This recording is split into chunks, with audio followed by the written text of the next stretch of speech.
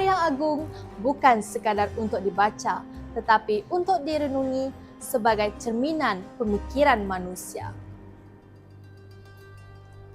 Sherlock Holmes, 4 Pemburu Harta, karya Sir Arthur Conan Doyle, hadir sebagai naskah klasik yang mengangkat dunia misteri ke dimensi intelektual.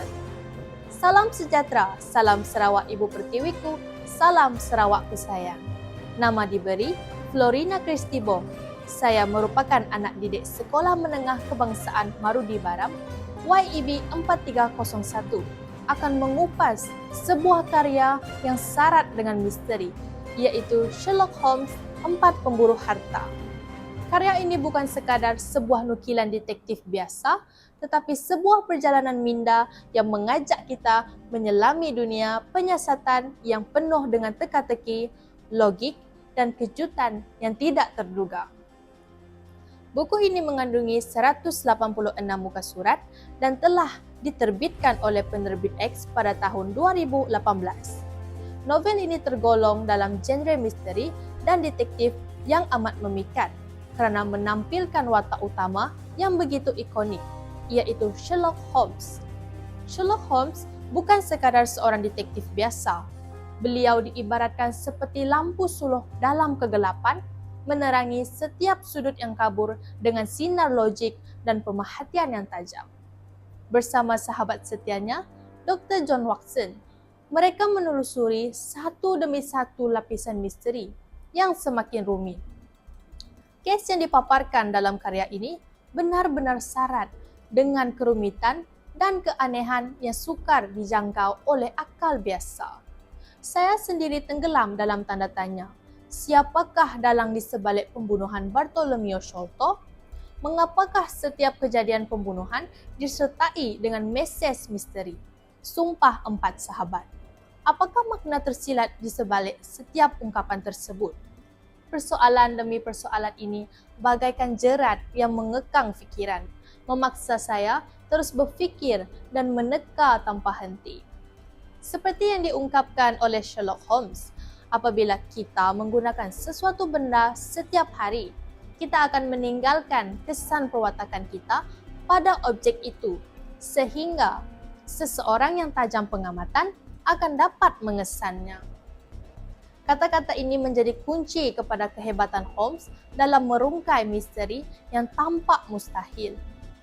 Unsur suspense yang dibawa melalui watak Holmes begitu mencengkam perasaan, seolah-olah saya sendiri berada di sisi beliau, menyaksikan setiap analisis dilakukan dengan penuh teliti.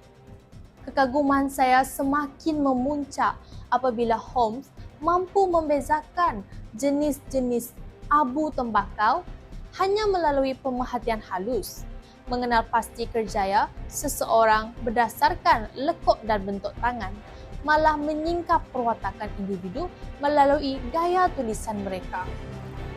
Ketika menjalankan penyiasatan, Sherlock Holmes digambarkan sebagai individu yang luar biasa, seolah-olah tidak mengenal erti lelah dalam menelusuri setiap persoalan yang mencabar inteleknya. Namun demikian, apabila tiada kes untuk diselesaikan, kehidupannya menjadi hambar dan tidak bermakna, seakan-akan jasad yang hilang rohnya. Seperti yang pernah diungkapkannya, minda saya akan memberontak apabila tidak dicabar. Berikan saya masalah, berikan saya kerja. Hal ini jelas menunjukkan bahawa beliau bukan sekadar seorang detektif, tetapi seorang pemikir tegar yang ketagih akan cabaran intelektual. Jiwanya hanya benar-benar hidup apabila berhadapan dengan teka-teki yang menuntut ketajaman akal dan kehalusan analisis.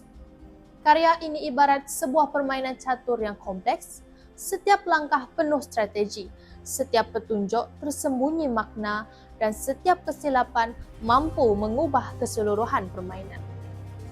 Novel ini membawa kita menyelusuri kisah pemburuan harta yang bukan sahaja diserubungi misteri, malah dihantui oleh sejarah silam yang gelap, pengkhianatan, serta dendam yang belum terlerai. Keistimewaan utama novel ini terletak pada cara Holmes menyelesaikan setiap permasalahan.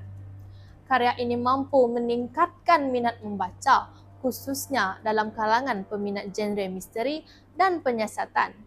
Karya ini turut memberikan pendedahan asas tentang teknik penyiasatan, walaupun disampaikan dalam bentuk fiksyen.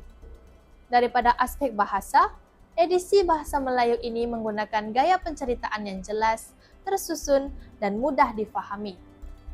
Secara keseluruhan, saya amat mengusyurkan novel ini kepada rakan-rakan dan para pembaca, khususnya mereka yang gemar akan cerita misteri serta cabaran minda.